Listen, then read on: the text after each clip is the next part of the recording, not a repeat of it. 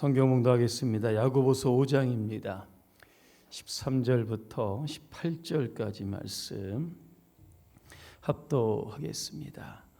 너희 중에 고난 당하는 자가 있느냐? 그는 기도할 것이요. 즐거워하는 자가 있느냐? 그는 찬송할지라. 너희 중에 병든 자가 있느냐? 그는 교회 장로들을 청할 것이요. 그들은 주의 이름으로 기름을 바르며 그를 위하여 기도할지니라. 믿음의 기도는 병든 자를 구원하리니 주께서 그를 일으키시리라. 혹시 죄를 범하였을지라도 사하심을 받으리라.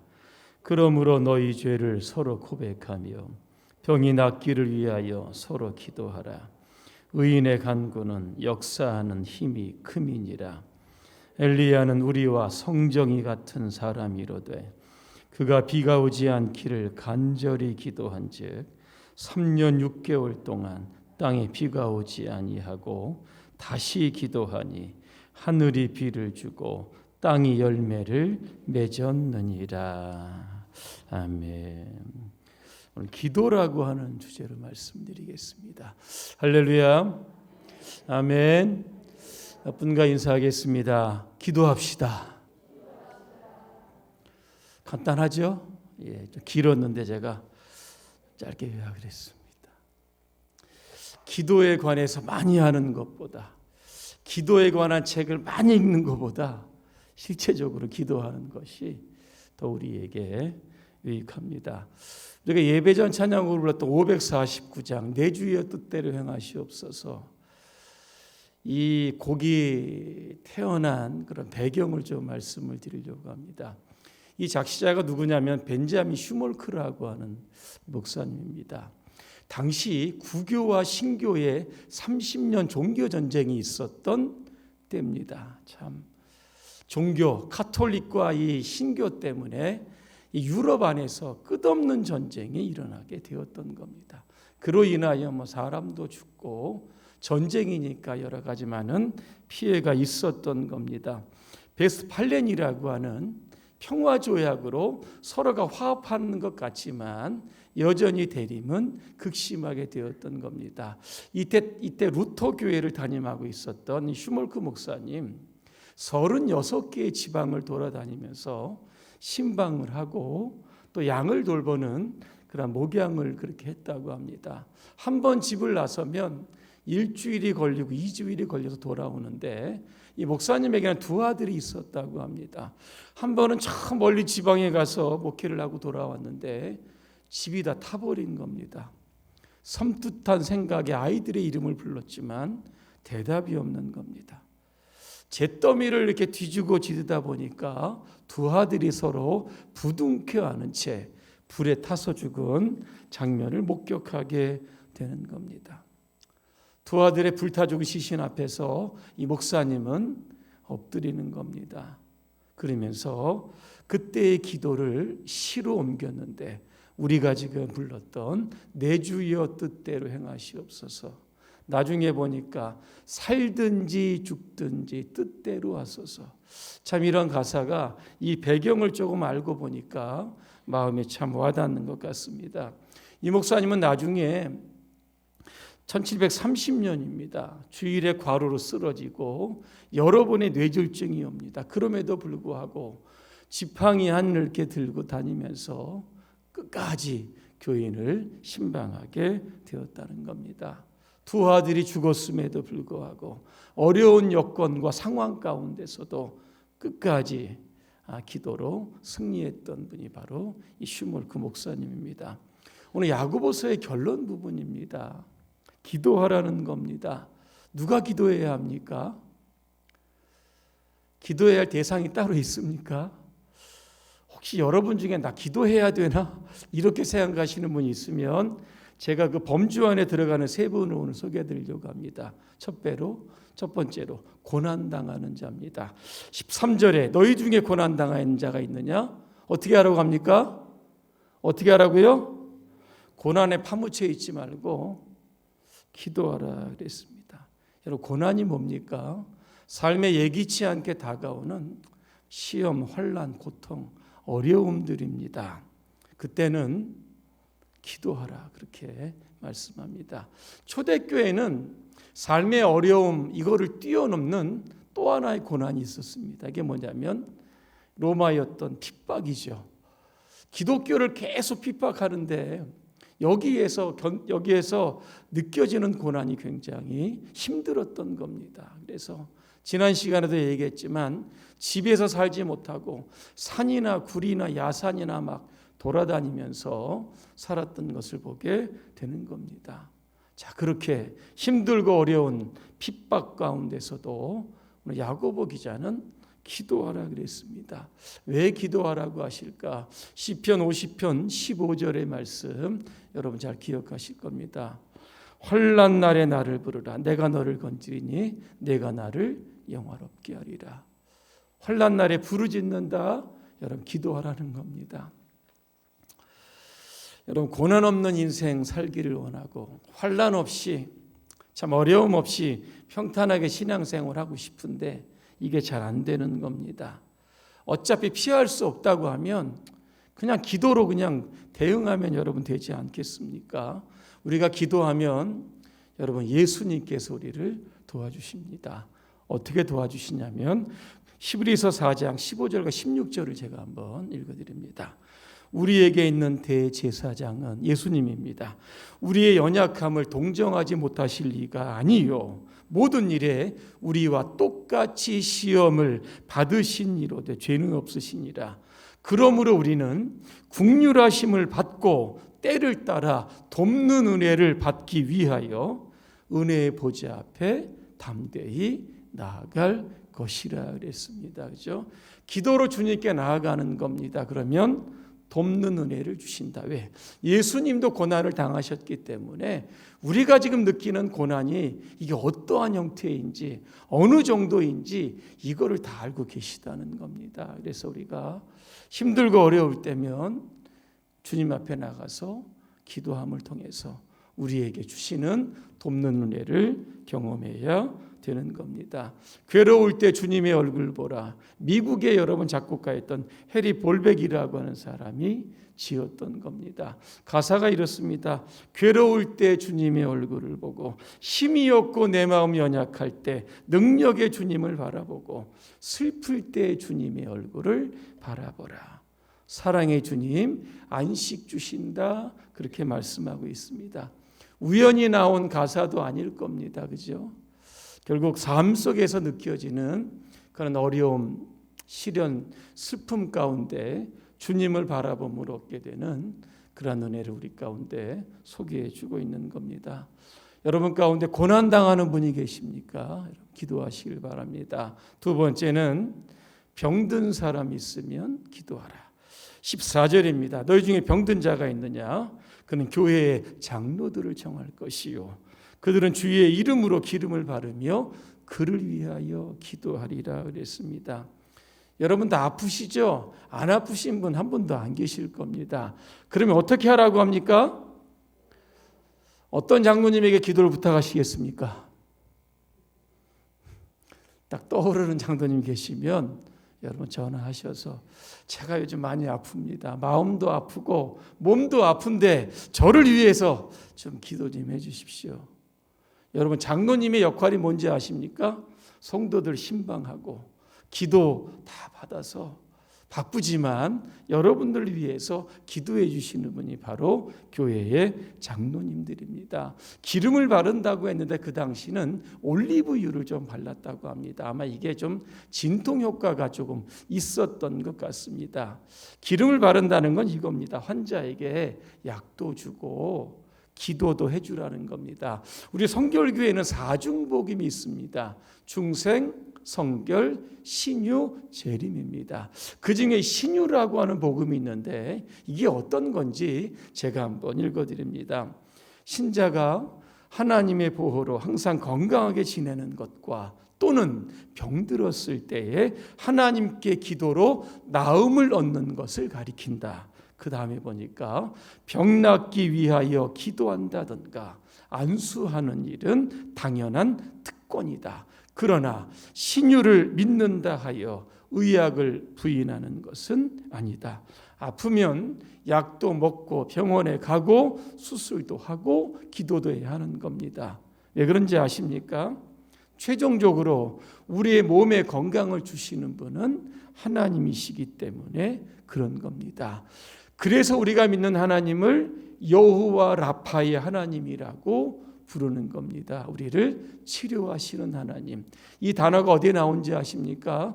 출애굽기 15장 26절을 제가 한번 읽어드립니다. 이르시되 너희가 너희 하나님 나 여호와의 말을 들어 순종하고 내가 보기에 의를 행하며 내 계명에 귀를 기울이며 내 모든 규례를 지키면 내가 애굽 사람에게 내린 질병 중 하나도 너희에게 내리지 아니하리니. 그 다음에 보니까 나는 너희를 치료하는 여호와다. 그렇게 말씀합니다.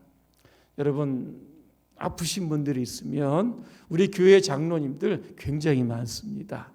여러분 귀찮게 할 수 있도록 여러분 다 전화하셔가지고 여러분 기도 여러분 부탁하시기를 바랍니다. 그래서 우리를 고치시고 회복해 하시고 또 우리를 새롭게 하시는 그러한 기도의 능력이 우리 장로님의 기도를 통해서 여러분의 삶에 나타나시기를 주님의 이름으로 축복을 합니다.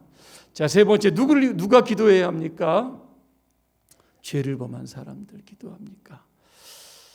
16절에 보니까 너희 죄를 서로 고백하라. 이게 무슨 뜻일까? 이겁니다. 어떤 사람이 둘이 있다가 저 친구가 날 한 대 쳤어요.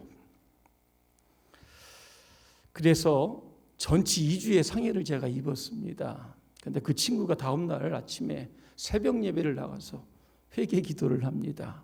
그리고 나한테 와가지고 내가 하나님께 회개하고 당신께 회개하려고 왔다. 내가 생각해 보니까 생각이 짧았다. 내가 그렇게 하지 않았어야 되는데 홧김에 나도 어쩔 수 없었다. 그러면서 용서를 해달라고 부탁을 하는 겁니다. 그러면 제가 어떻게 하겠습니까? 경찰에 고발합니까? 진단서 끊어서? 그렇지 않을 겁니다. 그래, 생각해 보니까 너도 크게 잘못했지만 나도 그렇게 잘한 거 없다. 그래, 내가 너 용서해 줄 테니까 우리 화해하자. 이게 뭡니까? 서로 죄를 고백하는 겁니다. 이런 죄의 고백이 있기 위해서 우리가 충분히 기도하라는 겁니다. 기도해야 마음이 여러분 열리게 되고 참 끄집어내기 싫은 그런 것들을 끄집어낼 수 있는 그런 용기가 여러분 생기는 겁니다. 기도해야 죄사함을 통해서 우리에게 주시는 기쁨과 평안이 있게 되는 겁니다. 그래서 죄를 지었다 역시 우리가 기도해야 하는 겁니다. 자, 그리고 우리는 오늘 우리가 읽지 않았지만 잃어버린 영혼들을 위해서 우리가 기도해야 합니다. 19절과 20절을 제가 한번 읽어드립니다.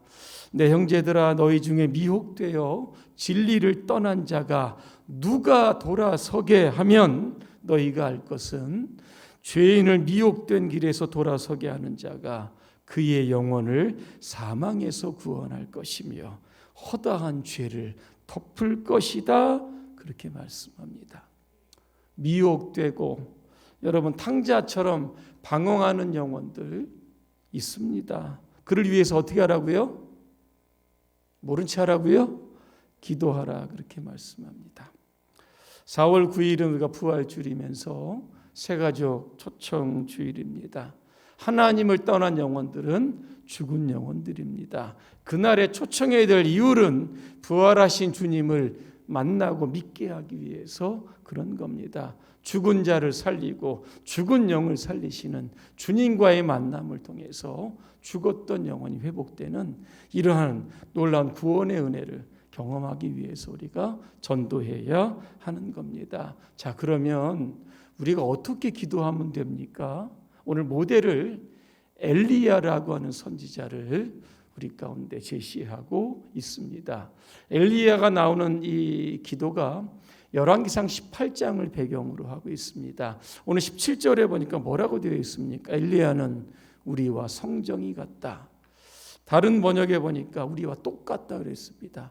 사람 여러분 똑같습니다. 그죠? 거기서 거기입니다. 특별한 사람 한 사람도 없습니다. 자, 그런데 엘리야의 기도가 3년 반 동안 닫았던 하늘문을 열고 비를 내렸다는 겁니다. 또 하나, 하늘에서 불을 내려가지고 하나님이 살아계신 하나님이라고 하는 것을 증명했던 사람이 엘리야입니다. 그럼 우리가 뭔가 좀 조금 다른 것 같습니다. 어떻게 기도했길래 그런 기도가 나올 수 있었을까? 오늘 몇 가지만 소개합니다. 첫째로 엘리야는 믿음으로 기도했습니다. 여러분, 기도하는 사람은 믿음의 사람이고 믿음의 사람은 기도하는 사람입니다. 믿지 못하면 기도하겠습니까? 기도해서 뭐해, 그죠? 이 무용성을 주장하는 사람은 절대 여러분 기도하지 않는 겁니다. 아합 시대는 우상의 시대입니다. 얼마나 많은 우상. 아합의 아내가 이세벨이잖아요. 시돈의 엣바알의 여러분 딸입니다. 그냥 이방 우상 바알, 아세라, 아스다로부터 해갖고 수많은 우상을 수입했던 사람이 바로 이세벨입니다. 그러니까 나라 안에 온통 우상 천지입니다. 그러다 보니까 백성들이 하나님을 멀리하는 겁니다. 당연히 기도하지 않았던 겁니다.